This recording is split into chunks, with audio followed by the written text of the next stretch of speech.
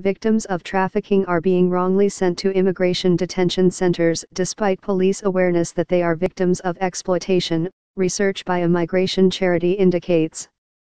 After police raids on nail bars, brothels, and cannabis farms, some victims are still being wrongly convicted of criminal offenses relating to their exploitation, and many trafficking victims are detained for removal and subsequently deported.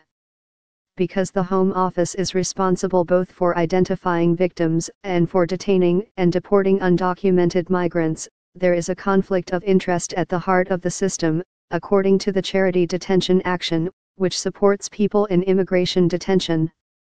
In theory, trafficking victims should be referred by the Home Office to the National Referral Mechanism, NRM, the official protection system, which houses and supports victims of exploitation.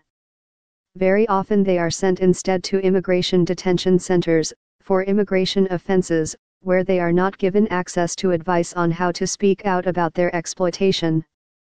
In a small sample of 16 Vietnamese men whose stories suggested they had been trafficked into the UK, only 9 had been referred to the NRM and only 2 had been accepted into it and given support, Detention Action found. The report states that once a victim is in detention, the Home Office is primarily responsible for making NRM referrals, but often makes poor quality referrals which are refused, allowing it to continue to detain the person for removal. Locked up in prison-like conditions, detained victims of trafficking lack access to independent specialist advice, support, and representation, the report states. This Home Office conflict of interest, along with the limited access to independent, specialist support, advice and referrals, can compromise the fairness of the process. The UK's Anti-Slavery Commissioner, Kevin Hyland, has repeatedly described the NRM system as a mess and called for reform. The Detention Action report suggests referrals to the protection system should be done by independent advisors rather than the Home Office, to avoid a conflict of interest. There are no figures available indicating how many victims of trafficking are subsequently detained and deported. Around 30,000 men and women are detained by the Home Office in prisons and immigration removal centers, IRCs, across the UK each year.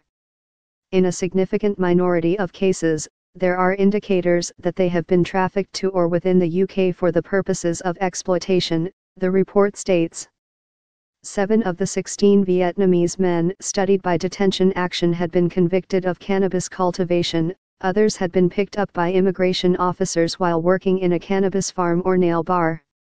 Many described being physically or sexually assaulted by traffickers who brought them to the UK through Russia, China, and France, or being forced to work long hours to pay off the debts they owed to their traffickers, the report states.